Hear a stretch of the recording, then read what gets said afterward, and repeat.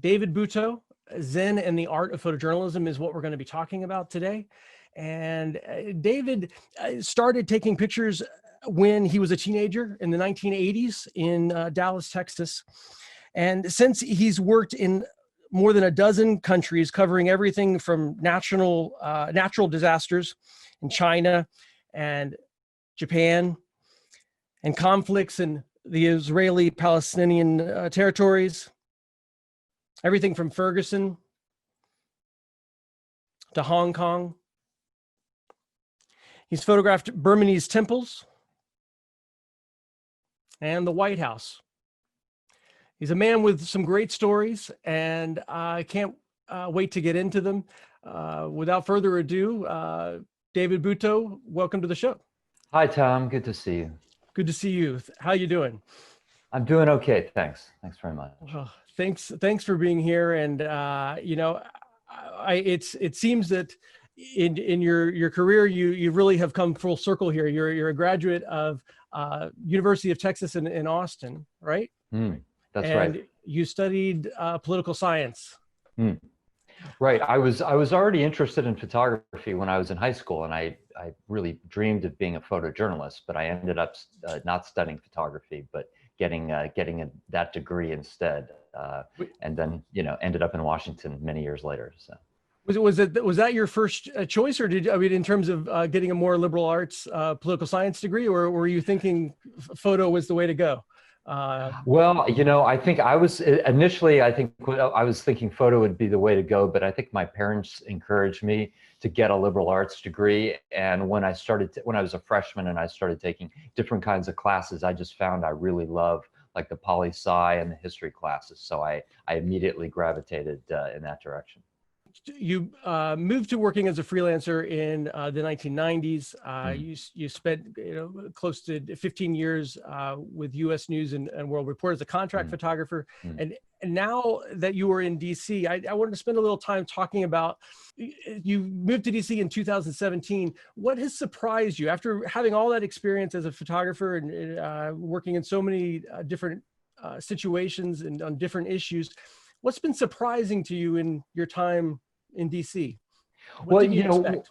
Well, one of the interesting things about it is that in just sort of the media and kind of just social discussion at large, there's kind of a sense of a little bit of a sense of chaos sometimes when you think about Washington and what's happening in politics. But what I found when I moved to Washington and started going to these hearings on Capitol Hill and events at the White House, and I'd never done that before. I'd photographed politics and campaigns, and very much the result of public policy has been my work really since I started as a photographer. But coming here to the center of it all, I found that there's really such a protocol in place that there's almost like a formality to it. So just watching things on TV from the outside or absorbing all this in the news, yeah, you sort of get the sense that everybody's just kind of shouting at each other, and it's sort of disorganized. And on some level they are, and on some level it is disorganized. But when you're actually on the scene, there's something a little bit reaffirming and a little bit comforting just to see that it's kind of just at least superficially, the machinery of how people move around and how things are organized is still very much intact. And that's a good thing, I think. Well, you were the new kid on the block in 2017 in terms of coming into a White House press photography and getting working at Capitol Hill. I came to this image on purpose because this is, I think, perhaps one of the first images that that made me aware of your work, even though you've been working for so long, in recent history anyway. Can you give us the backstory and then maybe what kind of feedback you've received from this picture? Sure. Well, you mentioned the new kid on the block. So I just want to begin by saying that I was absolutely the new kid on the block when I showed up in DC. And one of the things that was really made me very happy and very comfortable working here was the collegiality of the other photographers who work here. It's a situation where you have a lot of photographers often working in confined spaces, and there's a protocol to working here. There's certain rules that you have to follow. That's very different from the kind of experiences that I've had and that most photojournalists have. I mean, a lot of times when you're out doing a story, you're just working by yourself. Maybe you're with a reporter, but typically, you know, you kind of avoid working in a pack. But here in Washington, you can't avoid that. That's just part of how it is, and that's, you know, that's the environment. So everybody was really welcoming and helpful in general, you know, and so these people are my colleagues and I work with them all the time, but they're also my friends now. And so it's, you know, that's been great. So going back to the Flake picture here, that's an example where I was in this hearing room with, you know, with many other photographers. There were probably about a dozen of us. And this was during the Brett Kavanaugh Supreme Court confirmation hearings. And it was right around the time that some of the allegations about him from his past started to surface. And there was, you know, there was a public outcry about kind of against rushing this process through Congress. So Jeff Flake, a Republican senator from Arizona, was standing out among all his other colleagues on the Senate Judiciary Committee, whose job it is to sort of, you know, rubber stamp Kavanaugh's nomination process and send it to the full Senate. When these allegations came out, and this was the day that he was confronted in the elevator, he, in consult with Chris Coons, some other Democratic senators, decided to call for a week-long investigation into some of these allegations. So what was interesting to me about this situation was, normally in these hearings, you know, the Republicans are sitting on one side of the room, the Democrats are on the other side, and both of those sides are kind of coordinated with each other. So they kind of know, like they know what their colleagues are going to say. So the conflicts happen between the two parties, right? But in this case, Flake was an outlier relative to the other Republicans, and they didn't really know what he was going to say in the hearing, but there was a buzz that he was going to say something. So so for you as a political photographer, I mean, it's not just about having a sense of the moment and it's a sense of a presence of what might happen. It's knowing the backstory, knowing the politics that allows you to know where you need to stand. I think that's right, exactly. And so this was a case, you know, normally in the hearing room, there's a lot of different things that you're thinking about to take pictures of. But here was a case where it really seemed like in this afternoon hearing, based on what had happened earlier in the day, that Jeff Flake was going to be the most important person in the room. So I positioned myself in front of his chair, you know, before the hearing started. And then as soon as it was over, you know, I and, you know, the other photographers are allowed to stand up, and then I was able to just zero in on him. And what I was really trying to do was just catch the very spontaneous reaction of the other Republican senators towards him. So, like, again, he had said something that they didn't know he was going to do. So to me, that's a very interesting, not just a political situation, but just a human situation. Right. Well, you know, that's going to be, we're going to see that on a number of your pictures here, David, is that it is really always the human situation that you're going for. And but it seems in particular an interest in the government's impact on society and as a greater story.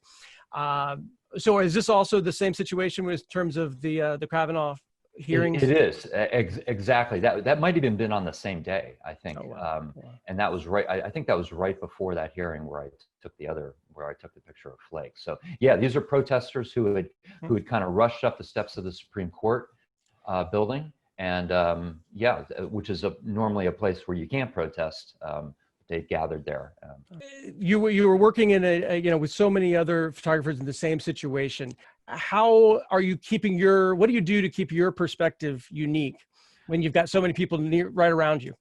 Oh, sure. Well, you know, I mean, the main reason that I wanted to come here was I thought that there might be pictures to get here that maybe I hadn't seen before, and just my poli-sci degree and my years of doing this and just my interest in politics in general, I thought might give me some kind of unique perspective. And so there are a lot of terrific photographers working in the city, and these events are covered, and you'll see there might be several photographers out shooting the same thing, working very close together, but we all end up getting different pictures. And so to me, that's, that's what photojournalism is about, really. To do it at a level that's interesting to me is to, you want to capture the moment and you want to tell the story, but you're also trying to express some kind of a personal viewpoint on the situation. You're not just a camera sitting on a tripod. So I'm always looking for something different. Photographers seem to often fall into, and we're always thinking about where's the work going to go. And when you work for for the AP or you work for a newspaper, you're looking for that one picture that tells the story. But it seems to me that with your work, it's not about necessarily getting the one picture. It's often a photo essay or something that has a longer life than just that day's news. I think that's exactly right, and that's been my intention really since I moved here, and since I don't work for a wire service or a daily newspaper. Occasionally I'll do assignments for daily newspapers, but for the most part, all my work in DC is it's either on assignment for a magazine that might not use it right away, or I'm doing it on spec with my agency. And my intention all along was to take pictures that would be interesting to people like 20 or 50 years from now, that would describe kind of this period in our history. And so I'm always thinking about that. There are other photographers working here. They have the responsibility to take those daily pictures and, and get them out quickly, that, in these situations to describe the news of the day.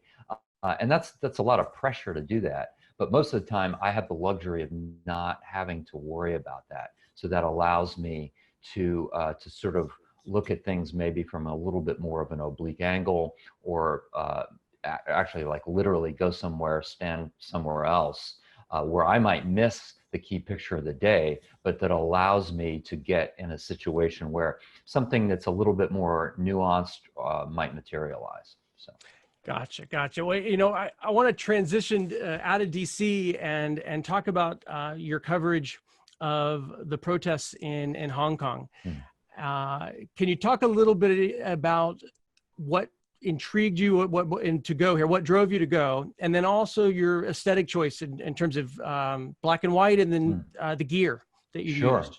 Right. So I had worked in Asia quite a bit, not so much in Hong Kong. I'm not sure that I'd even ever done an assignment there. I'd been there a few times, but mostly working in mainland China and in some other Asian countries. But when I started to see these protests developing last year, it was almost like exactly a year ago, I just thought it was so compelling to see that many people out on the streets kind of involved in this political process. And you saw people of all ages, and it just seemed to be such a broad-based movement that when the timing worked out for me, I just thought this is something I really wanted to do. And in I guess it was 1999, I went to Beijing to photograph the 50th anniversary of the founding of the People's Republic of China, essentially the Communist Party in China. There was a big celebration in Beijing, and I knew that there was going to be another,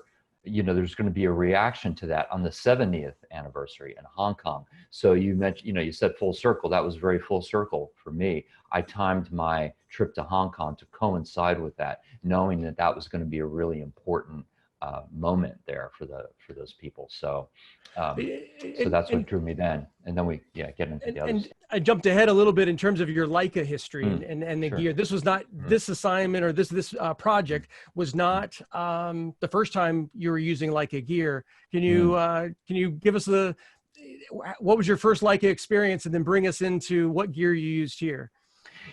I was just remembering this morning that the first time I think I even used a Leica or really picked one up to try it out was in the 90s, in the early 90s sometime. And I had a colleague at the LA Times named Larry Ho, who it was probably an M4, I'm not sure. But I had some assignment one night, and Larry just loaned me his camera.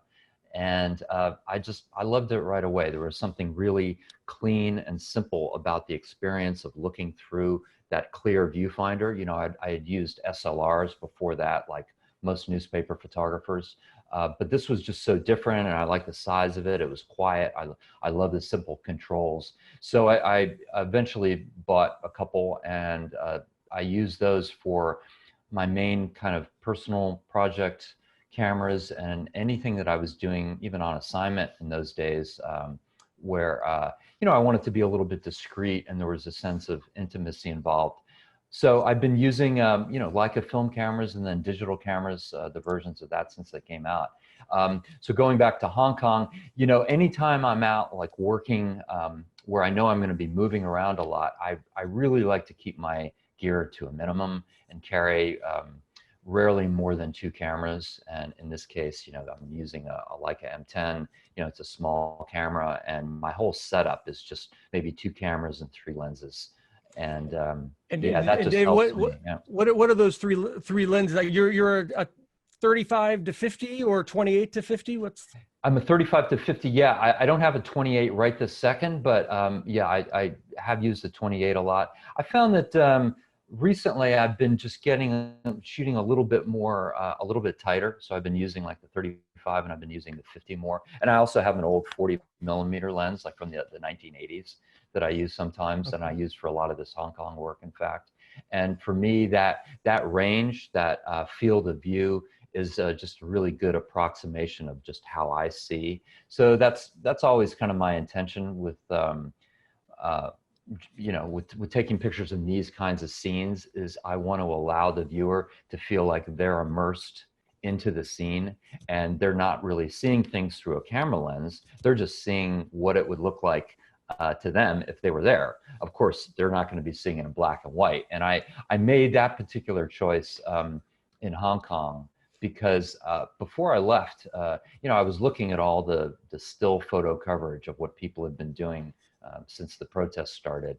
And there were a lot of these protesters who were using lasers, and, you know, Hong Kong has got a lot of neon, and there's sort of interesting lights and colors and things like that. And I thought on some level that was a little bit distracting from what the core point of the whole story was. And so I thought, well, if I go, I'm gonna either try something really jazzy with color that I haven't seen before, or I'm gonna do it in black and white. And then as soon as I got there, it just seemed like black and white to me. So even though I'm shooting digitally and I'm shooting raw, and you can do anything with the pictures later, I'm thinking in my mind as I'm taking the pictures that these are going to be black and white. So I'm like subtracting color in my head. And in terms of just how you're setting your camera, you're shooting manually, right? Most of the time I shoot manual exposure, right?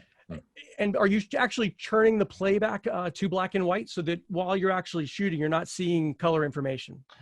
No, not usually. I forget to do that. That's a pretty good trick. A lot of times I just forget to do it because I usually don't even bother to shoot JPEGs on my camera, and I think you have to do that with that camera. But I'll jump in there just for all the people listening who have M10s. From the M10 on, you can turn your DNG to black and white. So wow. Actually, I believe you could do that from the M240 forward. You don't have to shoot a JPEG. Excellent. Didn't know that. Okay. Glad I joined this webinar today. Well, hey, walk us through you're in a chaotic situation, and we're going to revisit this when we look at some of your other work, but you're very deliberate in the gear choices. You talk about in terms of wanting people to be able to see what you're seeing without thinking about the technology or without any sort of effects. But can you walk us through what, in a chaotic situation like this, what is going through your mind in terms of composition, light? What are all the things that you're thinking about? Well, one of the reasons that I like to keep the gear simple, and I tend to gravitate towards fixed focal length lenses. I mean, I have a couple of zooms and I use those sometimes, but there are so many choices about how you can compose a picture anytime you're out. And if you see a scene, you know, you've got a lot of different choices about how close you want to get or how backed off you want to be, which is going to impact what's in your frame. And then once even you're aiming at the subject and what's the things as they're unfolding.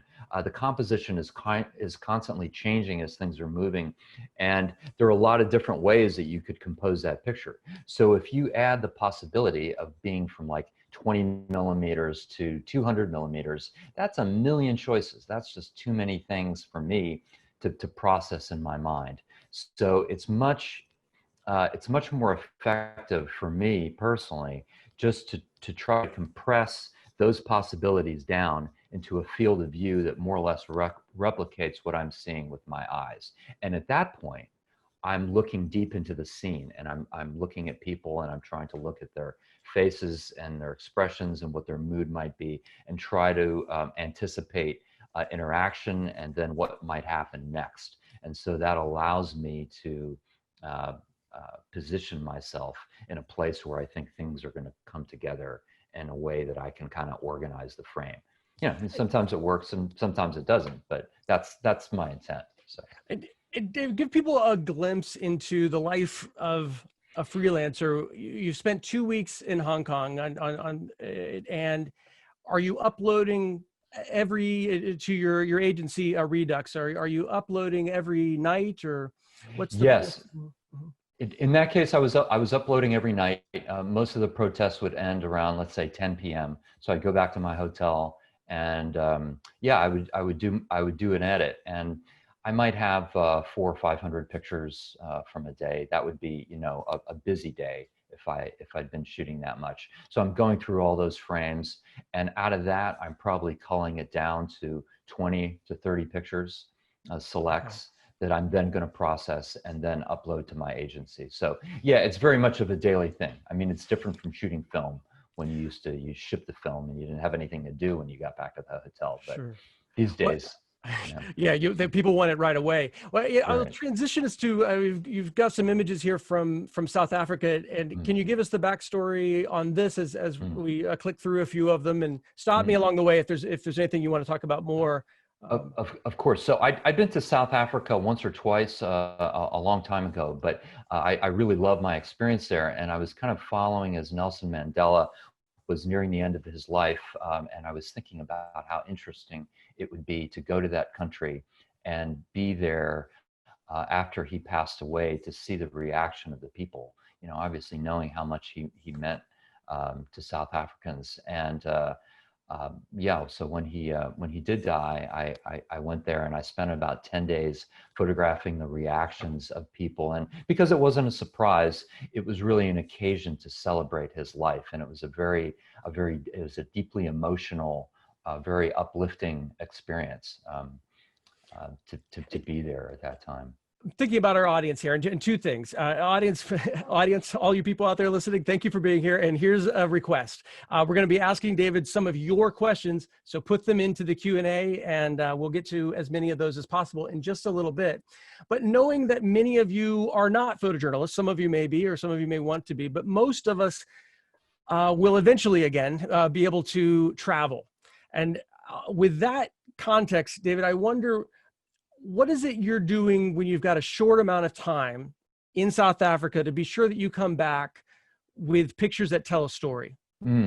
Right. So that does put quite a bit of pressure on you when you know you have a limited time. You're traveling. It's not your own city, and you can't go back and redo things. You know. So I think every day you think, well, what are my opportunities here, and you try to basically do maybe a little bit of research before you leave, but most importantly, once you're there, talk to people and try to find out what's going on. So sometimes things are announced, you know, it's going to be on the radio or in the newspaper or something like that. But other times you learn things from just talking to the waiter in the restaurant or your cab driver, you know, and just, hey, what's going on today? You know, have you heard about anything? And you never know. And I've run into a lot of really good situations almost by accident, because particularly also when you're traveling and the focus maybe is not on a particular event like the Mandela thing, but you're just trying to get kind of an insight into a culture.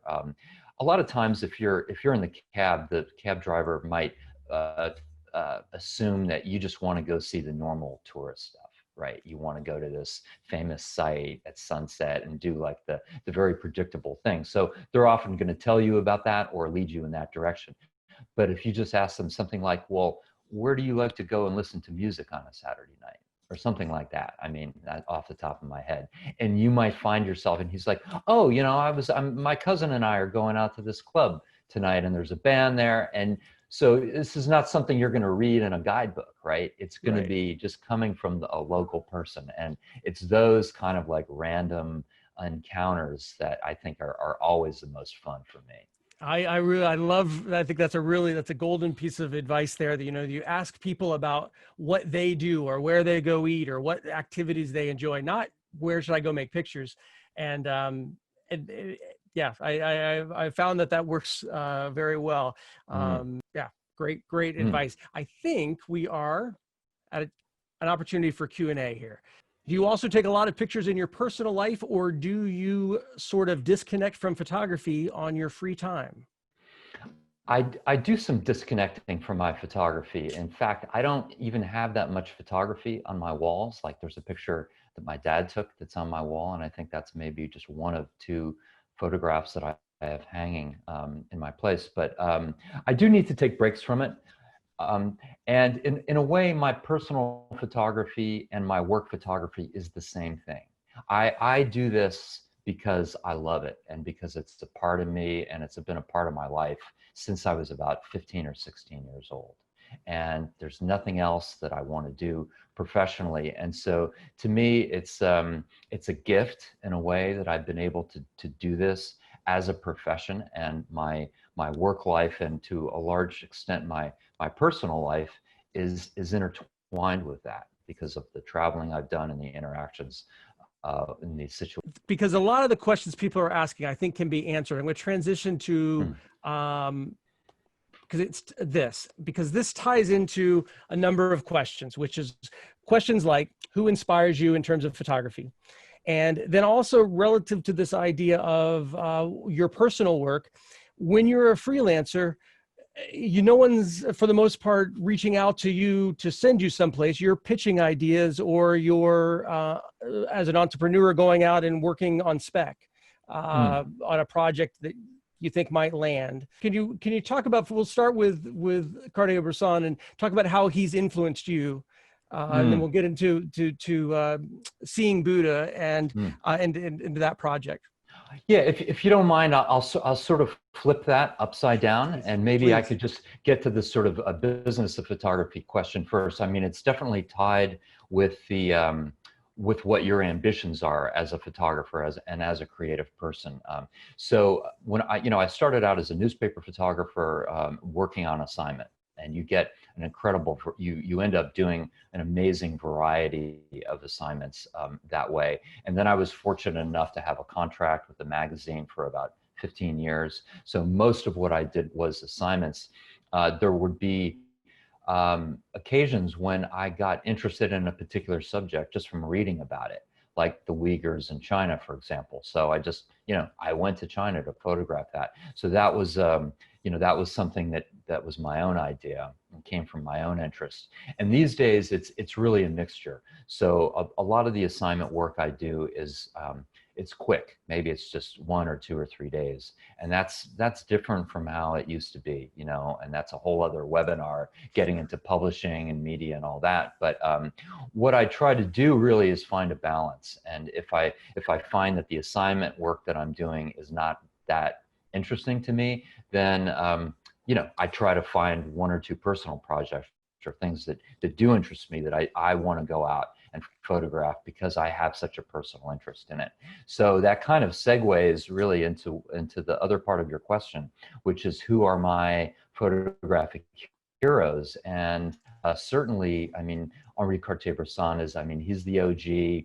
He's the photographer, I think, who really invented a certain way of seeing and a certain experience of being out on the street and being aware of composition and moments, and trying to distill all this with what he saw, thought, and felt about all these things. And this quote, taking a great picture, to sort of paraphrase him, putting one's eye, one's heart, and one's head on the same axis. And, you know, if you think about it, it's really, I think what he was talking about, and I never had the chance to meet him, but maybe you're thinking about the graphics of the picture. Head is intellectually what you think about the subject, and then heart is what you feel about it. So the intention with almost anything I do is to try to bring all those three things together into the experience of photographing, and then hopefully that's going to get channeled into the picture itself. You know, David, let me give you a picture to kind of bring that, if you could tell us the backstory on this. And I think it really speaks to what you are trying to achieve and what you feel as a photographer. Absolutely. Yeah, the picture of this woman in Japan was taken about 2 weeks after the really terrible tsunami hit that country in 2011. And this was in a town called Ishinomaki. And I'd been in that town for 2 or 3 days, and it was about a third or about halfway destroyed. So, you know, a lot of people lost their lives in that town, and there were a lot of people who were left homeless from the destruction. So this woman was living in a middle school along with a lot of other refugees. And she was living in a classroom, and basically living and sleeping on a spread out blanket in one of these classrooms in a room that had been sort of designated for other elderly residents. Now, I don't speak Japanese, and I didn't have an interpreter with me. And I had asked permission, can I go into the school to take pictures? And yes, and so, you know, I sort of walked around and looked in different rooms. So I ended up in this classroom with maybe 15 or 20 people, most of them elderly, and I'm not able to communicate with them verbally, right? So this was, you know, I saw this woman, she had this bandage on her head, and she looked just incredibly serene, and there was something very sort of stoic in a beautiful way about her expression, and about just how she was kind of sitting on the floor on her blanket. So I sat down a couple of feet away from her, and I looked into her eyes, and she saw, you know, I have a camera, and I think she understood why I was there and what I was doing. And I began taking some pictures of her, just a few frames. And then at some point she closed her eyes, and, you know, my life and her life could hardly be more different, right? I mean, I live in the United States, you know, I'm the age that I am, she's the age that she is. She's just gone through some terrible experience, and I don't know what the details of that are, but I'm trying to connect with her on a human level, just a very basic human level. And in a way, I was sort of projecting the experience of the Japanese people collectively on her, sort of, and on her face at that moment. And she closed her eyes, and I don't know what's going on in her mind, and I can only imagine that. But you know, to me, it's a very serene gesture on her part. Indeed. And how that was 2011, am I right? Or yeah, and then that's right. Yeah, that leads you, and you had a long-standing interest in Eastern philosophy and Buddhism in particular. But how does that then draw you? When do you decide that it needs to be a project? Well, you know, I was right around this time. I think it was like the late 2000s, maybe 2010, 2011, right sort of before I went to Japan to photograph the tsunami. I was reading a biography of Henri Cartier-Bresson, and the name of that is Zen and the Artless Art. I think actually, no, the word Zen is not in there. My apologies. But I had read in this biography that Bresson was interested in a book called Zen in the Art of Archery.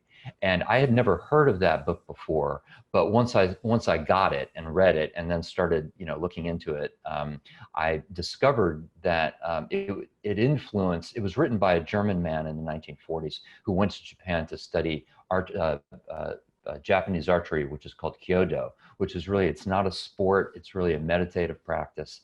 And in the Bresson biography, I read that he was very influenced by that book, and it in part drew him towards Eastern philosophy. And he described himself as a Buddhist in some, in some way. And he was making that connection really between the experience of going through the process of aiming and releasing the arrow with taking pictures, because you're kind of waiting for all these things to line up. And so I thought, this is fascinating to me, and how interesting it would be to actually make Buddhism the subject of the pictures. I kind of realized that what Bresson was talking about is something that I'd been doing kind of like my whole life as a photographer. I had just never thought of it in those terms. But and expand upon that, David, we'll look at some shots to support this. You discovered something along the way in terms of how you would approach this. It wasn't just about going to places where Buddhism is the dominant religion, or where it started. That might have been where you began, but did you discover something about how you would approach it, that you couldn't just document like you would if it was a story for National Geographic or a magazine story? You took a different approach. I think so, yeah. In some ways, I kind of use this opportunity as an experiment for myself, to see if I could put myself in a certain a headspace where I think in the best moments when I was taking pictures before, it almost seemed like I'm having like a transcendent experience, in the sense that, not in a big mystical way, but just in the sense that I'm not thinking about the camera and the controls and f-stops and things like that. That's all done. I've worked all that out ahead of time, and I'm not even thinking about the subject necessarily intellectually, but I'm just reacting to what I'm seeing on almost like on a subconscious level. So my intention was to go and to try to have those sorts of experiences and photograph people as they were trying to do the same thing with their own Buddhist practice. So to speak to that, you used a variety of techniques, both digital and film, and you picked up a Leica M4. Is that what this was made with? That's right. That's a Leica M4, right? So one of the things I wanted to do was to go back to how I started in photography, which was black and white film, and developing the film in my bathroom when I was in high school, and I didn't end up developing the film myself, but I went back to that very basic kind of thing where you're not, there's not a lot of elaboration going on. I'm not using filters, and I'm not using special lenses. I'm just really just trying to be in the moment and trying to create an interesting picture of what's right in front of me. So. And so it sounds like it's a mix of in a concept you come up with ahead of time in terms of shooting film or a double exposure. That one was on accident, but or looking for a visual representation of transcendence. But then how does that also play into, and maybe there's some pictures that speak to this, to just how you move through places and spaces? Like, how does that fit into this idea of Zen? Right. Well, one of the sort of the ideas of Zen is that you're trying to be open to different kinds of experiences, and you're not trying to force your own mood or your own thoughts onto everything that you're doing or everything that you're seeing. And so I think that allows you, if you're out and you're really curious about being somewhere, particularly somewhere new, and you're photographing people that you don't know, it's allowing you to just try to share an experience with them. Or it doesn't even have to be people, it could be a scenic, but you're paying attention to the light and how things are changing, and just all these subtle things that you might be hearing or feeling. And essentially you want to be as present as possible to get connected as much as you can with the subject. And in that experience, possibly something will be revealed to you that you hadn't thought of before, right? So that if you, I'm sorry, go ahead. No, I didn't mean to cut you off. Go ahead, David. Yeah, no. Maybe this picture, can you speak to this in terms of, I mean, one of the things that you've done with this project is you're not photographing reality. You really are transcending what we see many cases from a straight reportage standpoint. And how did you get there? Well, this was in Thailand, and so just the quick backstory, which I think will go into what the process that we're talking about. I asked somebody at the hotel, hey, is there some place out of town that I can go? I can take a car, and it's a temple that, is there a temple or interesting place that's, not right in the middle of the city, maybe someplace that a lot of other tourists don't go to. So they, wrote something down for me, and a car took me out there. So I'm walking around these temple grounds, and I'd never seen pictures of this place before. So I didn't have any preconceptions, right, of what it was going to look like. So I'm showing up on the scene, and I don't, have anything in mind, because I don't, it's not like I saw pictures in a book or online or something. I thought, ooh, I want to take that picture.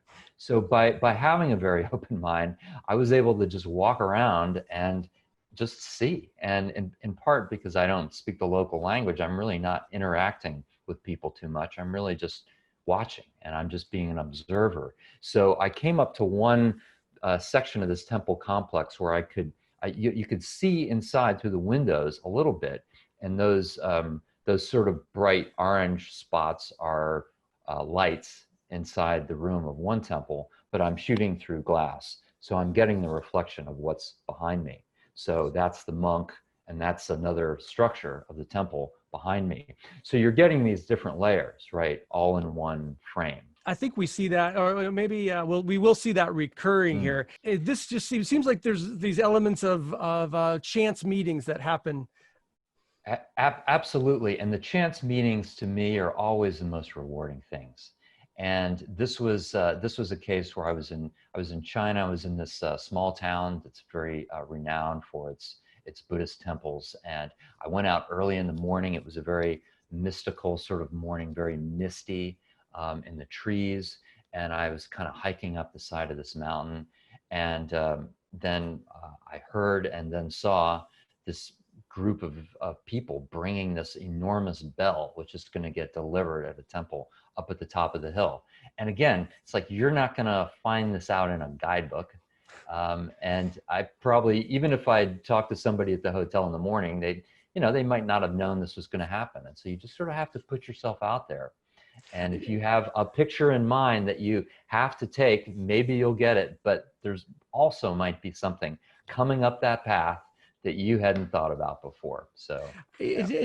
David, some of the audience is asking questions in terms of, is there anything you do? Can you point to one particular thing you do to make yourself ready to shoot and put yourself in a state of mind that you are open and go in without expectations? Yes, I think that there are a few things that I do, and one, just on the sort of the most boring basic level, is try to have my gear somewhat organized and the technique of that worked out before I go out. So, for example, last night I went out to photograph some of the demonstrations in Washington. So when I went out at like 5 or 6 p.m., I'm looking at the light, and I know roughly what ISO I'm going to need to use. So I took a car there. I took a Lyft ride, to get down to the White House. And when I was in the car, I set the ISO on my cameras, and I always shoot RAW, so I don't have to worry about that. I already know what that setting is going to be. But I set the ISO and the basic exposure on my cameras already when I was in the car. And that allows me, as soon as I get out, I'm almost like ready to take pictures right away. And I also just tried to relax a little bit. And I knew that there was likely going to be a lot of tension on the scene. It was going to be a highly charged, very emotional situation with seeing these kind of conflicts on the streets. So I'm not sure if I want to call it meditation, but I tried to just relax, do a little bit of deep breathing. So once I got onto the scene, I felt like technically and then kind of mentally and emotionally, I was ready to go. It seems like empathy is a required ingredient to be a good photojournalist. But how, in these moments of chaos, do you find order? A lot of it is, well, I think the biggest part of it, and this is something that maybe I've developed or been a more aware of in the last few years, is really just trying to pay attention to people and think of them just as human beings, instead of like, oh, they're part of this group. and so like, when I first came to Washington, you're a little bit awed by the scene and, these senators, and there's kind of a formality to it. But, basically they're just people like you or like me, anyone else who's watching, no better, no worse, right? And so it's the same thing when you're out and you're photographing these protests. Is you're trying to look into people's eyes and their expressions and get a sense of how they're feeling, and that helps you understand in a way what they might do and what the situation might unfold. So it's useful on sort of just a basic humanistic level, but I think it's also useful on maybe a tactical level as well, in the sense that you might have a read of how things are going, right? And so, to that point, I had to go back to this image from the work you did in Hong Kong. You are seeing that, right? That we have that image yes. up. Okay, Mm-hmm. good. Mm-hmm. And then, it seems without getting too long, because we only have a little more time for question and answer. It just seemed particularly timely that we look at these pictures, and perhaps looking outside of our own country, it's easier. But if you can imagine the person without the uniform, and it's easy when you see the braces and the glasses, and also you imagine the people on the other side. Do you find your photography reveals our connections as people more so than our differences? Well, that's my intention, absolutely, and that nuance, I think, is not something that I thought about that much in the beginning, but I'm trying to think about more as I get older, because that's all we have as human beings, is to try to work in concert with each other to improve everybody's lives, and try not to think of each other as enemies. And the more empathy we can use, and the more we recognize that policeman in Hong Kong, he's probably a 25-year-old guy who goes home every night, and maybe he lives with his mom or his girlfriend or something. We don't know, but he has a lot of the same worries, I'm sure, as other people there, but yet he finds himself in that situation, in conflict with people his own age, because of his job. And so to try to think of people beyond the uniforms, beyond how they dress, beyond what their skin color is, beyond what their hair looks like, and just think that's just another person, just like me. Yeah. Thank you, David. I want to bring us back to discussing your project, Seeing Buddha, which there's a book in progress, right? Mm-hmm. That's right. That's right. And a piece I wanted to speak to or ask you about here is you actually, when you shot film, I don't know if this is an example of it or if we have one coming up. What did you do to the negative? To create, I don't know if it's this example. Let's see, maybe both of the last, all of these examples that you're showing please. relate to your question. So one of the things I wanted to do with the Seeing Buddha project was to take pictures in a way that I hadn't really done before, ever. And that, so one of the things I had this idea of using that Leica M4 with a really wide lens, one that's wider than I normally use. And then I normally don't like to crop, but I thought, it'd be interesting to go into a situation, shoot deliberately wide, and then crop the picture, but to do it in a very organic way. And because in this case I was using color negative film, after I had the film developed, I would look inside the frame of the negative with a loupe, and I would find a composition that was interesting to me, within the existing frame. And I took an X-Acto knife, and I did this a little, using sort of a ruler, but not in a super clean way, to scratch on the emulsion itself. So in other words, scratch the emulsion off a frame, a 3x2 rectangular frame within the frame. So that just created, like, it's a one-off, right? Like, I changed that negative, altered it forever, and that's what it is. So wow. Yeah. I'm going to bring up one more example of that. Is the different, you're really matching your materials to your intent, and is part of this intention to try to represent the way Buddhism is practiced in different places? I think so. That's right. So one of the things I did with this project was I shot digital color everywhere I went. But in some locations, I decided to use a film technique that was unique just to that place. So for example, when I went to Burma, did some digital color, but also shot a lot of that color negative film. And the way Buddhism, a lot of the philosophy there and the way it's practiced, it's a much more kind of organic and mystical way than, for example, it's practiced in Japan. So that's why I chose that sort of grainy, a little bit textural feel to those pictures, and using a lot of reflection. Whereas in Japan, I went with a little bit cleaner, a little bit more precision. And then this picture is from Kamakura, Japan. And it's sort of a one-off of like this kind of David Hockney-esque idea that I stole, but I thought it might be cool to use on this enormous Buddha there. So. Well, it will show a few more of the black and white images here, or some new black and white images. And one of the questions from the audience in terms of your traveling, do you prefer or do you often use fixers, or do you prefer to go out on your own? I do like to use fixtures. They can be an enormous help to help you find things that you wouldn't have found out otherwise.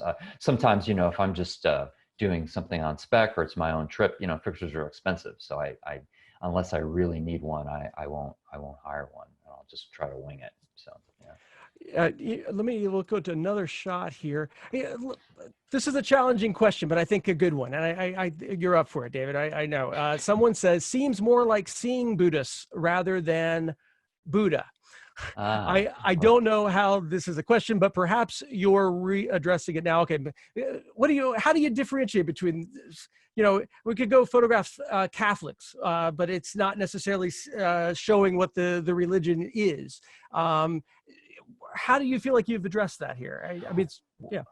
Well, that is kind of a deep question, and I think maybe one of the points to it is that this philosophy or religion, depending on where you are and how it's practiced, it's very different from country to country. This is in India. The last couple of pictures are where Buddhism started, right in that area near Bodh Gaya in India and along the Ganges here. And so they think of Buddhism and it means something to them, and it means something very different to people in Japan or people in China or Thailand. And so part of the experience of doing this project was to try to recognize that and recognize and represent these kind of different experiences that cultures were having. Yeah, absolutely. Yeah. Which is part of the reason why I use the different techniques. I think you certainly have done that, and there's a question about editing. How are you editing this project? Well, I think it's a process. Particularly the longer the project goes on, the more you can kind of get. The more your view of things changes. And so it helps to kind of go back and look at things again, sometimes after, weeks or months after you've taken those pictures. And then also I enlist the help of a colleague, a friend of mine, Olivier Picard, who is a photo editor at US News. And he's like my favorite editor, and we're just in sync, with how, with how we see pictures. And I think he gets what I try to do, and sometimes I succeed, sometimes not. So he's just a good, honest voice. And that's very important, to have somebody that you like, that you trust, who you sense gets what you're trying to photograph, and who's not afraid to tell you, maybe you didn't quite get it on that one. And that's okay. Two questions.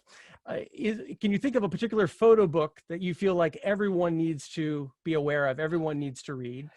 Yeah, okay. Well, right off the top of my head, there's a great book called, I believe it's called The Photographic Essay, and it's about William Albert Allard. William Albert Allard, who's like one of my heroes. I mean, and so I remember talking to a friend about this book, and we both had it when we were young photographers. I think it came out in the late 80s, and it's a lot of his pictures, and it's also a discussion with him about how he approaches doing things. So that's a wonderful book. It's out of print. It's hard to find. It's expensive, but if you've got it, keep it in your safe, and don't loan it to anyone. And then what was the other question, John? I didn't know. So here's the other question. I hadn't given it to you Okay. yet. So Oh, yeah, okay. and it relates to the audience questions. We've had a number of questions, people looking for, how do I start into photojournalism? We had a Navy sailor that was looking for some guidance on that. Mm. And I happen to know that you were an intern at the Dallas Morning News. Is that right? Mm-hmm. Yes. Yes. And so internships are a great place to start. And so anything else in terms of somebody wanting to get into photojournalism that you would recommend, and when it's such a changed industry now? Right. I mean, it is very dynamic, and it's hard to predict what things are going to look like in a couple of years. But the basic, I mean, you absolutely have to start out with a good set of pictures before you can go see anybody. And maybe the best way to do that is just to go out and photograph something that you know well and that you can get access to. And particularly if it's something kind of unique, maybe that you have a connection either because you're interested in it or you have access to something that not a lot of other people do, to just go do that and try to create a cohesive body of work on one subject, so that it shows that you have an ability to go deep into things. And that is a great way to learn and build up your portfolio. And then you just, you send out emails or call up photo editors at newspapers or wire services and try to get that ball rolling. So, that's great advice. David, this has been a very jam-packed, information-filled, and hopefully a program that I think our audience really will enjoy. David is going to be leading a Zen photography workshop. He's been teaching this program since 2015, but this is the first time that we're going to offer it as an online workshop, limited to 10 people, and starting on June 20th. It'll be a 2-week program with 3 separate sessions. Could you speak to this and how you came up with this was something you wanted to teach? Absolutely. It all goes back to that biography I was reading about Cartier-Bresson, and when it described the Zen and the archery book and how important that was to him, and the idea of putting those 3 things, your eyes, your head, your heart, in alignment. I was like, that's just so perfect, right? And it's not Zen in a dogmatic or a ritualistic sense or a mystical sense. It's really just a wonderful way of describing that experience of going out and photographing or staying in and photographing. And it doesn't matter what the subject is. It could be people, it could be landscape. It's really just about trying to put yourself in a headspace where you're aware of light and composition and allowing yourself to experience and to see things in a new way for yourself. So that was really the basis of that idea. Well, I think, a chance to increase mindfulness for all of us is a good thing. And then for those people who are interested in photography, to be able to connect the two is a really great opportunity. And so I'm excited to get this going. It is posted on the Leica Akademie USA website now, and encourage you all to check it out. David, I want people to be able to stay in touch with you. So your website is up there. Great. Yeah, my website. So it's David Butow, BUTOW.com. And I'm also on Instagram and fairly prolific at posting on IG. And my name is my IG handle. So I'm pretty easy to find that way. Very good. David, thank you once again. I'm looking forward to seeing you with our online workshop on June 20th. And again, stay safe out there. And thank you for all your stories. Hey, thank you. And thanks everybody for joining in. It was a real pleasure. We will see you all next time on Stay Home with Leica.